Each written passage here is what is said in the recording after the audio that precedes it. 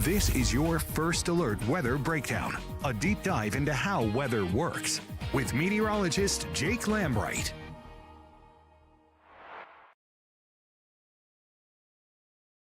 Well, good morning, and thank you for joining me for the First Alert Weather Breakdown. I'm meteorologist Jake Lambright. We've got a lot to talk about today, so let's go ahead and dive right into today's topics. First off, of course, we've got the chance for some weekend rain, maybe some showers and storms across the Arklatex. Then I want to dive into our extended outlooks. We're in February. Temperatures are in the 60s, 70s, even hitting the 80-degree mark some days. What do the next couple of weeks look like when it comes to precipitation amounts and temperature? We're going to dive into that. Also, we've got a full lunar eclipse coming up in a couple of weeks. We'll talk more about when that is, when you need to expect it, of course, and why the moon appears red during a lunar eclipse.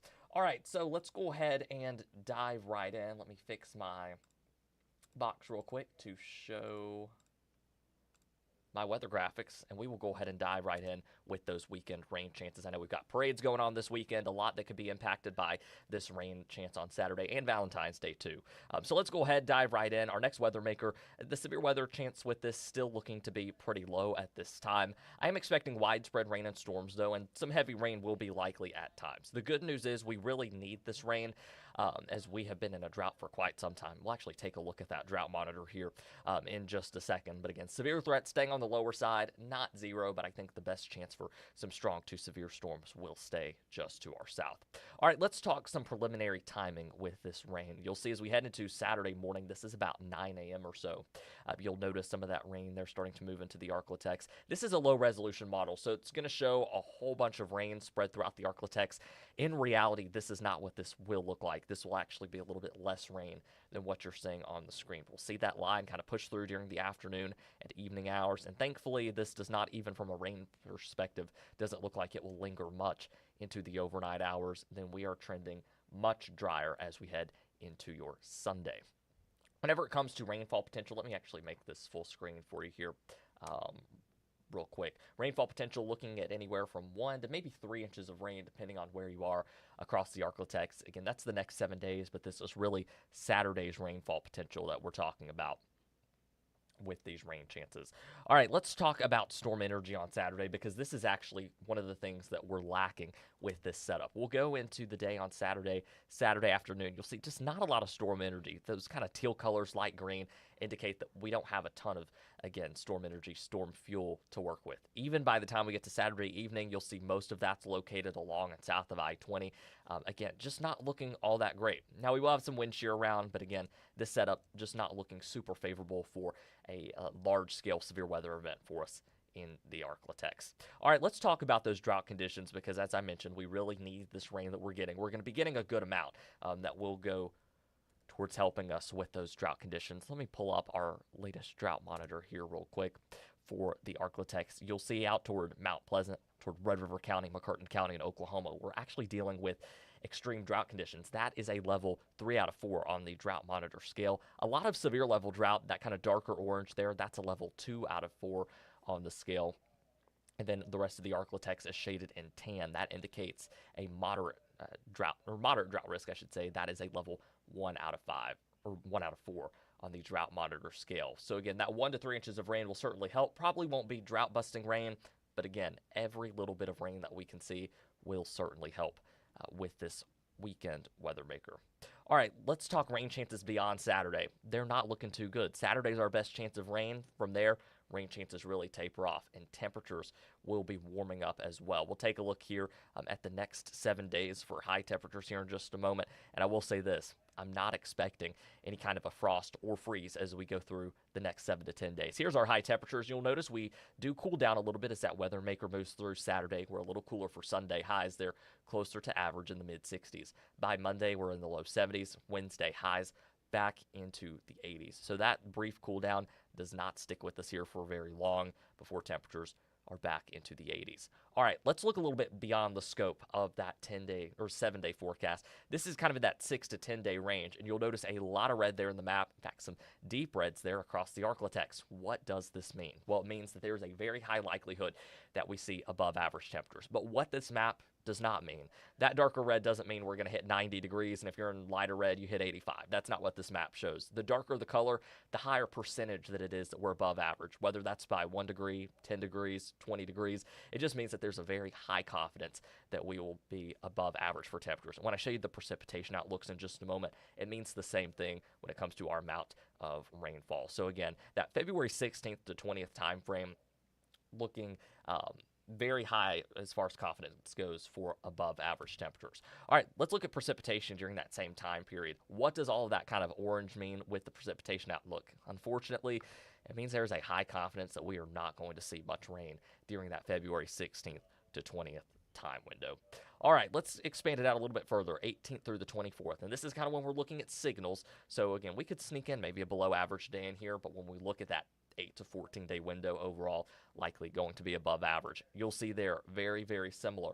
Above average temperatures expected through that same time frame as we start to close out the month of February. Precipitation looking a little bit better. It's kind of a coin toss, though. That's what that gray means. A coin toss between maybe we see a little bit more rain than usual during that time frame or a little bit less, but should be hovering a little bit closer to normal, especially compared to that 6 to 10 day time window that I showed you here just a moment ago.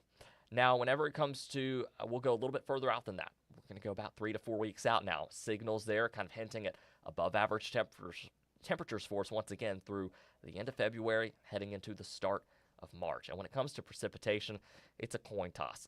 We really want to see an above average amount of rain because, again, we're really lacking on rainfall at this point, but it is a coin toss there, February 24th through March 6th. Now for the seasonal outlook. January through March, I know we're already a good bit through January, but through the end of March, still looking at above average temperatures being what we see for the most part, and then seeing likely slightly below average amounts of precipitation during that time frame, or some drier conditions. We've already seen that, of course, since January across much of the Arklatex, and of course we're going to be no stranger to that as we head through the next couple of days. Now we get to talk about one of the more exciting things I'm looking forward to in a couple of weeks, and that is our next total lunar eclipse. Now, this is going to be in March. We'll talk a little bit more about that specific time frame here and the times you need to be on the lookout for in March for this total lunar eclipse. Before we get to that, I do want to show you here what the total lunar eclipse path looks like. I'll make that full screen for you. So you'll notice there, as the partial eclipse begins, the moon moves into Earth's partial shadow, or the penumbra. And from there, the Earth's shadow, once the moon moves into the Earth's shadow fully, or the umbra, that's when the total eclipse begins.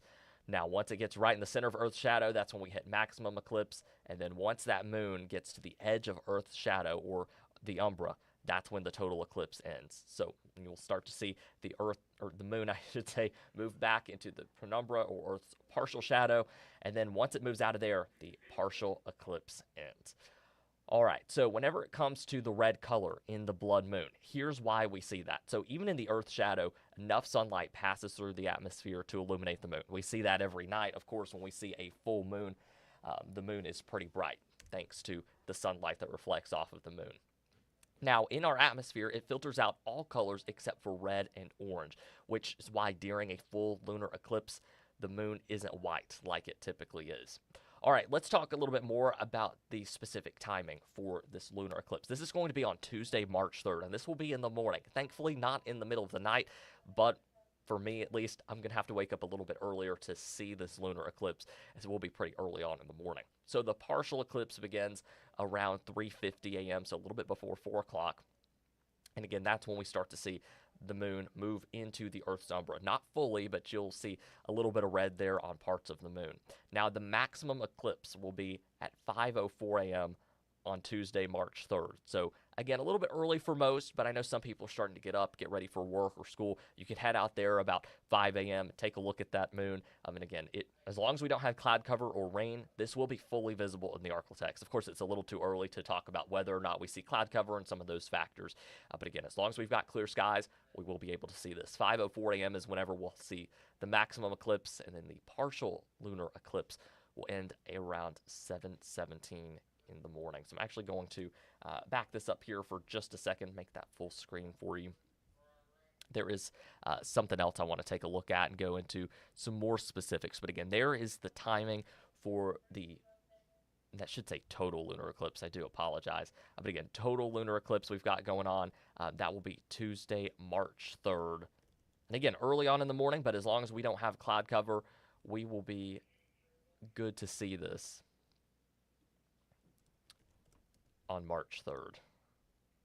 All right, so let me get into some more specifics for you here and go a little bit further than what this graph shows because I could only put in 3 time slots for you. But the penumbral eclipse that I was talking about a moment ago, and I'll actually pull those that full path back up so you can see it a little bit better on your screen. So the penumbral eclipse will begin for us around 2:45 a.m. Central Time. Again, that's going to be Tuesday, March 3rd, so a few weeks out. The partial eclipse, as I noted before, begins around 3:50 in the morning Central Time.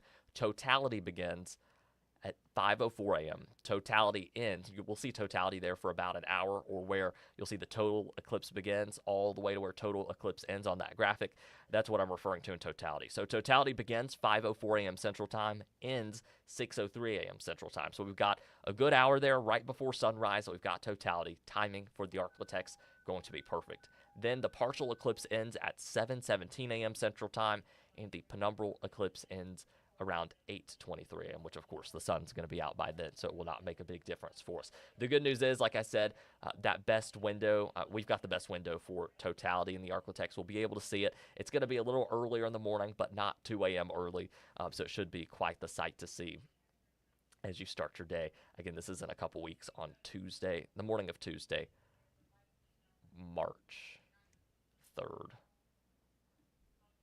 Double check something here real quick. On my end, yes, the morning of Tuesday, March 3rd. All right, so I'm going to go ahead and wrap up things here pretty shortly. I do want to run through that rain timeline, though, for you one more time. This is going to be the big impact over the next 7 days, so I do want to remind you, we've got Valentine's Day, we've got parades. A quick check of that timeline. Again, this is a low-resolution model, so it's not going to do the best job of pinpointing who sees rain and when, but we'll go through Saturday morning. Rain starts. I really think our best window for rain in the Arclitex is going to be the afternoon hour Saturday into the early evening. Like I said, I know that that could cause some disruptions for parades that we've got going on, Mardi Gras parades, and also Valentine's Day. Rain, though, does move out by the time we get to Saturday night. I really think by 10, 11, we will see that rain wrap up very quickly, and then from there, we're going to be dry for your Sunday, and rain chances are going to be very, very minimal from here on out. I don't think our high resolution, or our first high resolution model, is going to have any data in yet for Saturday, but we'll go ahead and take a look and just kind of see. So yeah, it looks like it cuts off about Saturday morning, 6 a.m., and not really dealing with any more than some isolated rain by then. So we're going to be keeping tabs on that very closely. Of course, we will continue to give you the first alert to the latest on our online platforms, as well as social media and on the air. I'll have a forecast update for you in about an hour coming up at noon. You can also watch that update and the First Alert Weather Breakdown podcast every day on our KSLA website, ksla.com, and on our apps that you can download for your Roku, Fire, and Apple TV. No need for a subscription, no need to make an account or anything of that nature. You just download the app, and all of that content is there for you live and on demand. All right, I'm going to go ahead and hop off, get ready for our noon show. Thank you so much for joining me today, and of course, I will see you right back here on our online platforms coming up at noon with your forecast.